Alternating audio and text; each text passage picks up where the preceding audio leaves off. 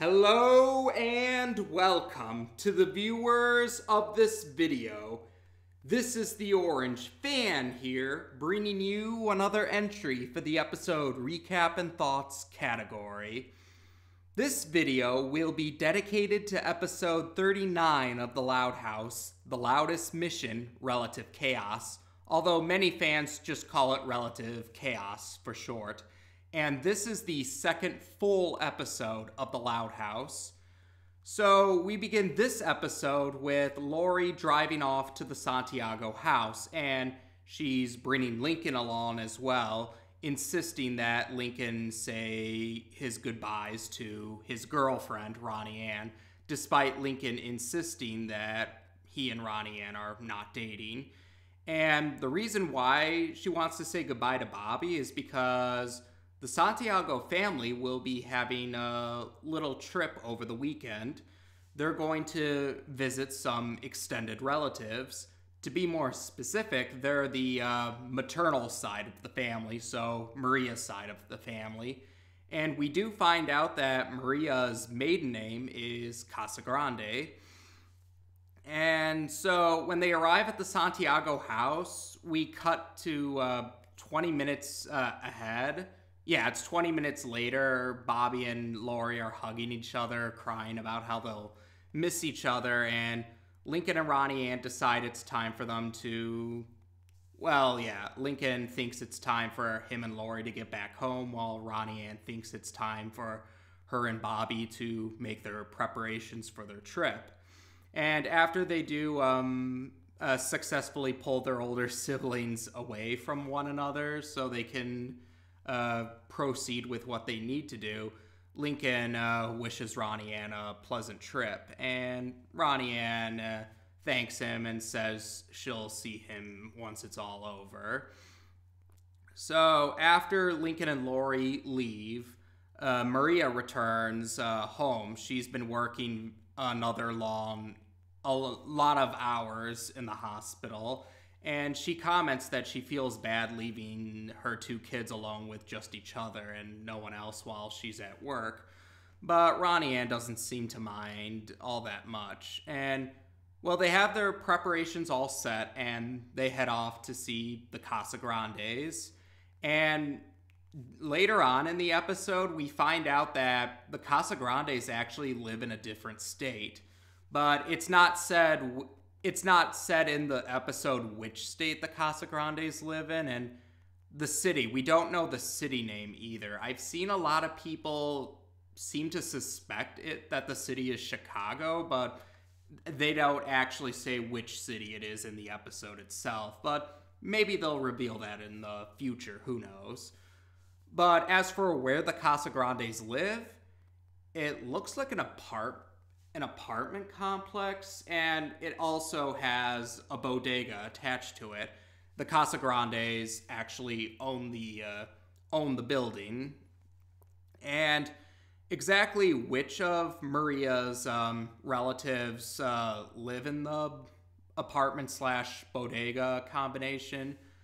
Well, we have Maria's parents, so that would be Bobby and Ronnie Anne's maternal grandparents, Hector and Rosa Casagrande, and Maria's brother, Carlos Casagrande Sr., voiced by Carlos Alazaraki, who had voiced some minor characters in earlier episodes and segments of The Loud House. He's there too, and he's a professor at the college in the city, and his wife is Frida. And the family tree that Nickelodeon and the staff posted before the episode aired, it reveals that Frida's maiden name is the same as the last name of one of the staff members on the show. So a nice nod to one of the crew members of the show. And Carlos Sr. and Frida have 4 kids, so that means that Bobby and Ronnie Anne have 4 maternal cousins, and their ages aren't mentioned in the episode itself, but some behind-the-scenes information reveals that, and I'll go ahead and mention some of those details. So their oldest is also their only daughter. Her name is Carlota, and she's 17 years old, like Bobby and Lori. And she's voiced by Alexa Penavega. Many people might recognize her as Carmen Cortez from the Spy Kids movies, but she's also the real-life wife of Carlos Penavega, Bobby's voice artist. The second oldest is Carlos Jr., but he goes by CJ, and he has Down syndrome. The third oldest, or the second youngest, is in the credits and throughout the episode, they call him by his nickname, Carl, but behind the scenes information reveals that his full name is Carlino, and he's 6 years old, so the same age as the twins. Oh, and Carlos Jr., aka CJ, he's 13 years old, like Lynn. So that leaves the fourth one, the youngest, is Carlitos, and he's 2 years old, and so he's a year older than Lily. Well, Lily's 15 months, so she's a little over a year old, but you get the idea if we're rounding. But there you go. We have 8 members of the Casagrande family living together. And they're all happy to see the Santiago family members. And, well, it turns out Maria had another reason why she wanted to have this trip. It turns out Maria is actually considering moving in and living with her relatives, so the Santiago family moving in with the Casagrande family. And, well, it turns out that the Casagrande family members are all aware of this. It was supposed to be a secret, but word spread pretty fast. And Maria says, though, she wants to ease the kids in there, and make sure that they feel comfortable with this. And the Casagrande family members want to have every intention to show Bobby and Ronnie and how great it would be if they stayed with them for more than just a weekend. Now, so the first half of the episode mostly is dedicated to Bobby, Ronnie Anne, and Maria's weekend at the Casagrandes. And we see Bobby kind of gives some advice from his various jobs to his grandpa, Hector, about how to run the bodega, which pleases Hector quite a bit. And otherwise, we do see how Ronnie Anne feels a bit, does feel a bit, like it feels like she can't get a moment to herself within the, with all of the relatives all over the place. And they are trying a little too hard to persuade Bobby and Ronnie and how great it would be to stay. And eventually, when the weekend is coming to a close, Carlos Jr., aka CJ, lets the cat out of the bag and about how Maria's plans. And Maria does admit that her intention was because she felt bad leaving them alone at their own house back in Royal Woods. And she wanted to move in with the Casagrande so they could be surrounded by family who care about them. And she was considering this after she found out that there was an opening for a job at the hospital in the city wherever the Casagrandes live. And Bobby's pretty excited about it, but Ronnie Anne is not too happy about this. So the second half of the episode has Ronnie Anne calling Lincoln through video chat to tell him about this, and she tells Lori about this too. Because, yeah, Lori is not happy about the idea being, about Bobby being in a different state from where she is. So she drives all the way to whichever state the Casagrandes live in, and she brings Lincoln along too. And yeah, Lincoln and Lori eventually arrive, and well, the Casagrande family take a liking to the two Loud family members that they've met. Carlino, in particular, he's quite fond of Lori, and he's a little disappointed to find out that Lori and Bobby are dating. And the rest of the Casagrande family members also seem to insist that Lincoln and Ronnie Anne are boyfriend and girlfriend, despite them saying otherwise. So the main focus for the second half of Relative Chaos involves Ronnie Anne and Lori trying to come up with all sorts of different ideas to try to persuade Lori. Or what happens is they're trying to find a way for Lori to talk to Bobby to get him to not be on board with wanting to stay with the Casagrandes. And none of their attempts really work out. And while that's going on, we do see Lincoln interacting with the other Casagrande family members. And eventually, Lori gives up and she's planning to leave and dragging Lincoln back home. But Bobby finally has a moment to actually talk to Lori. So while Lincoln goes back into the apartment, and Ronnie Anne sees Lori and Bobby hugging, and she thinks that Lori managed to talk Bobby out of it.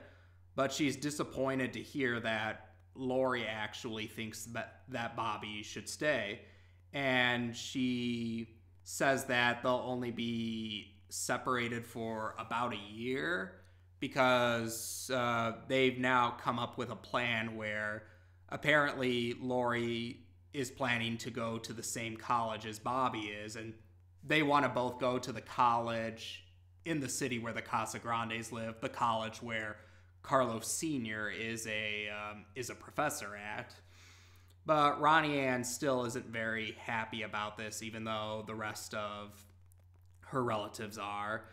Later on at nighttime, Maria finds Ronnie Anne outside on the porch, feeling frustrated about this and saying how she doesn't want to move and that she likes her life as it is.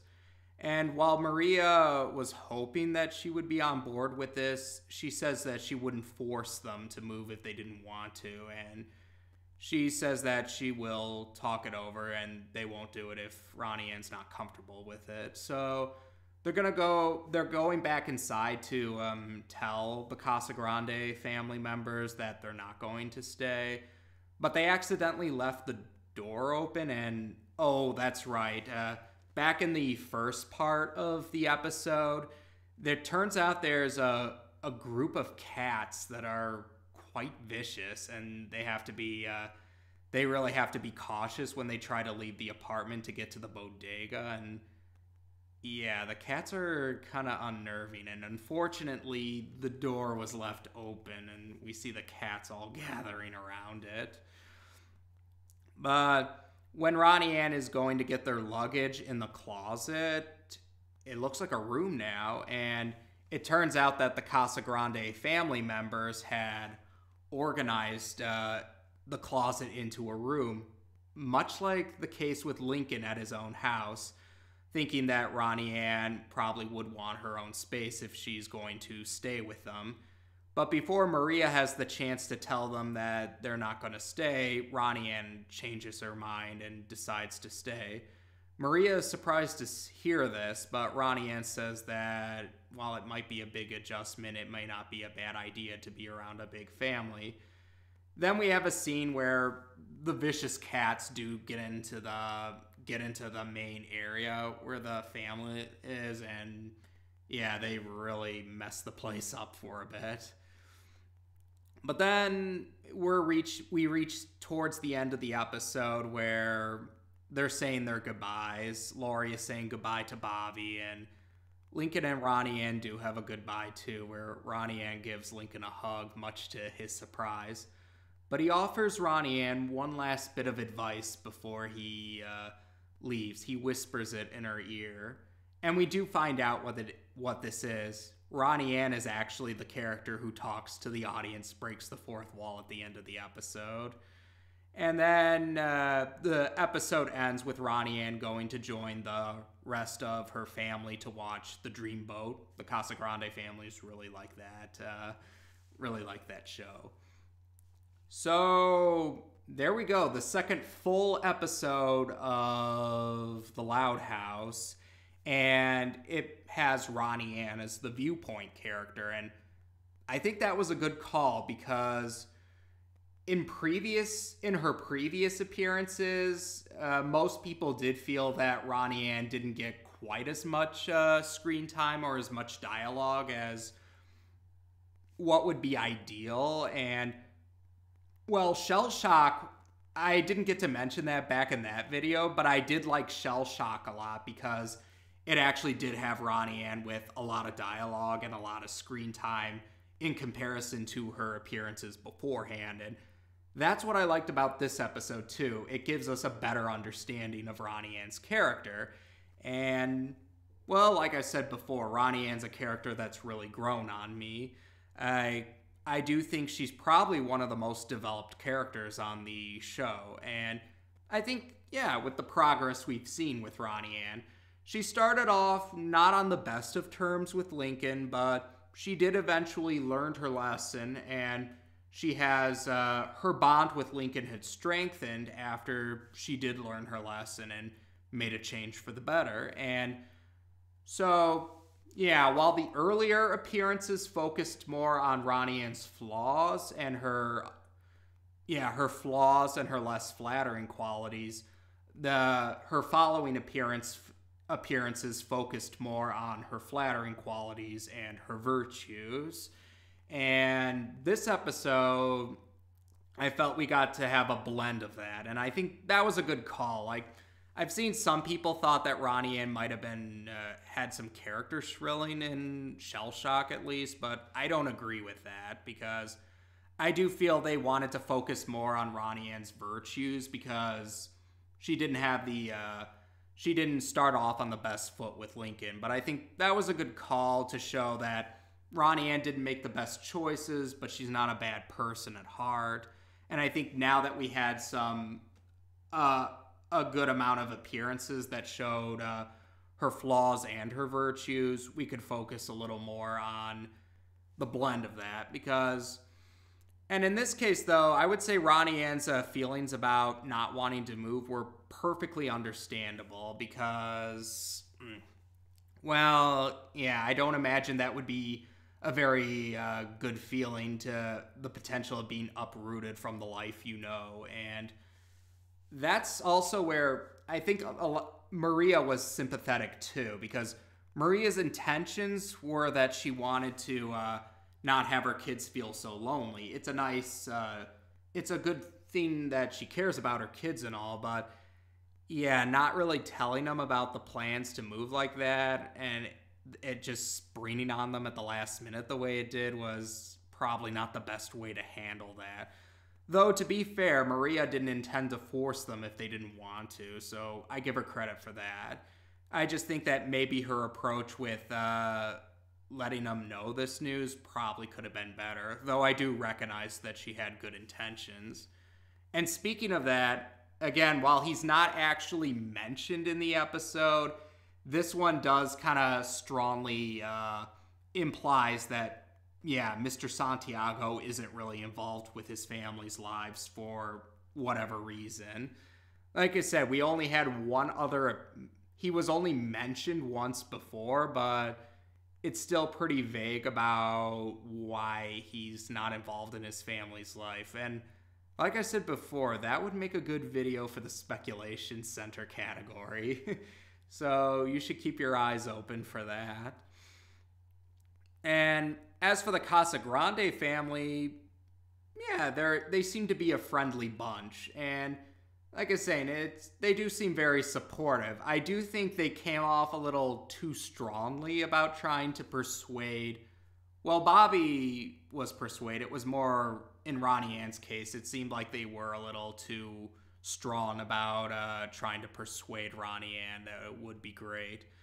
I mean, they did recognize that maybe Ronnie Anne might have felt a little like she couldn't have her own time to herself, so that's why they came up with the room, and that was a nice gesture. It shows they're not bad people. They just have good intentions, but maybe could have handled it a little better than than they did. And, well, the big thing about this episode, as you saw, was it changed the status quo quite a bit.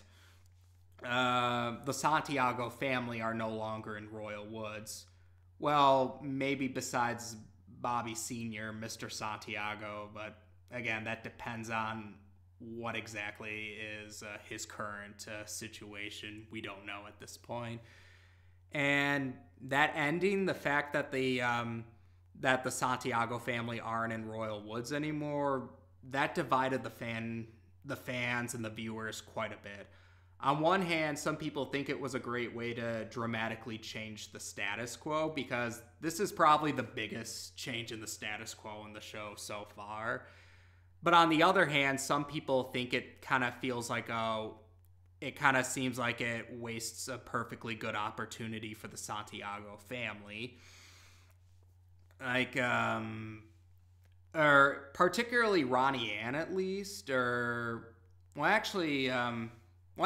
yeah, the Santiago family overall.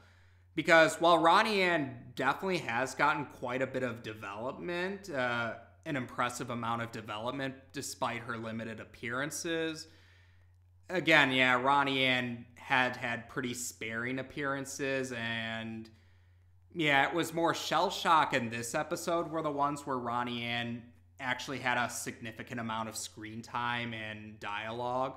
And while we still definitely learned more about Ronnie Anne, and she definitely is still, I would say, a well-developed character, there still definitely could have been more they could do. And people are understandably worried that if Ronnie Anne and her family, for that matter, are off in a different state, that limits the possibility of Ronnie Anne developing even further. And I can understand that, how that would be a concern. And in Bobby's case, Bobby actually does have actually, now that I think about it, Bobby seems to be the reverse situation from Ronnie Anne.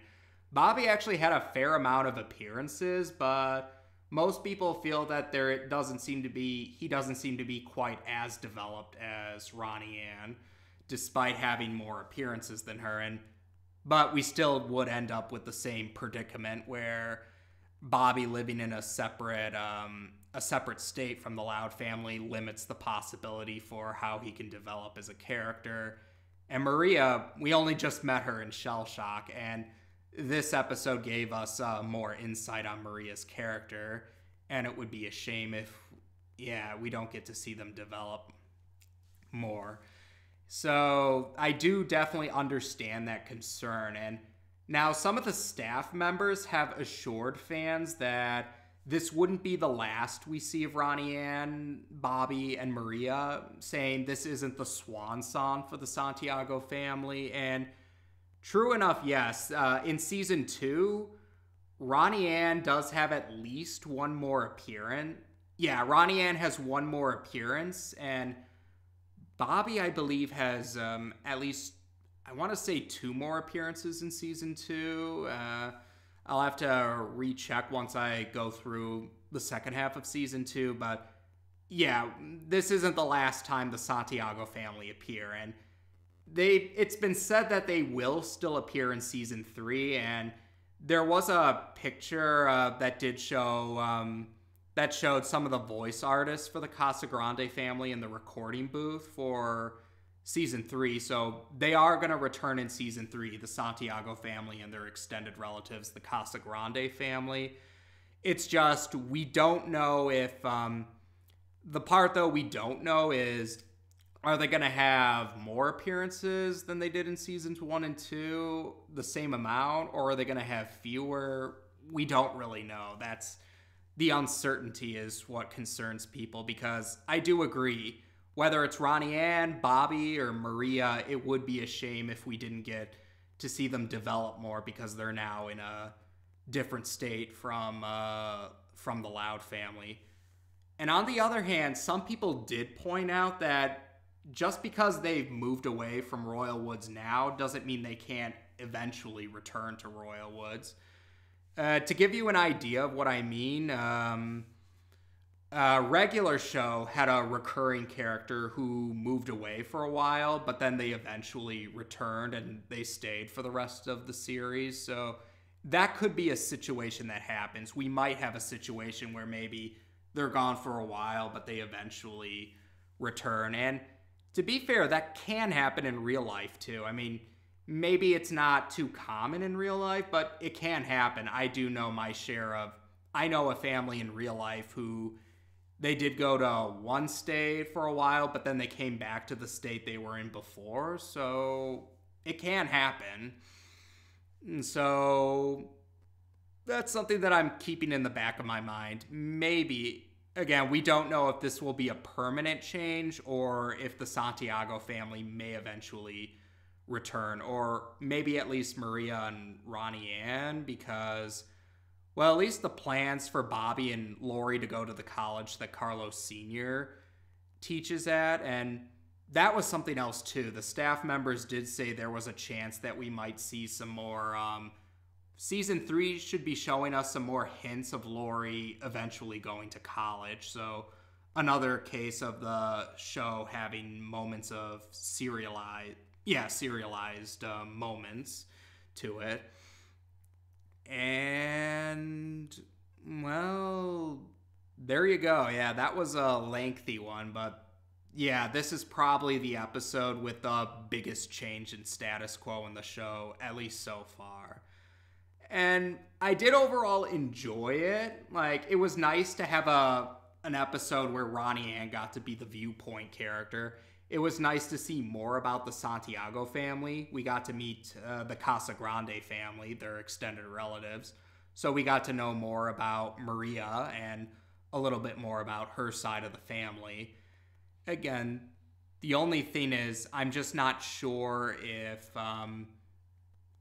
what's going to happen to the Santiago family. Like, we know they're going to return in season 3, but we don't know if they're going to have limited screen time and appearances because of this change in status quo or not. So we'll have to wait and see how that happens, how season 3 plays out, their season 3 appearances. We'll have to be patient and see how this episode affects their appearances in the future. And there you go. We've now discussed the second full episode of The Loud House on this channel. Take care, and until next time.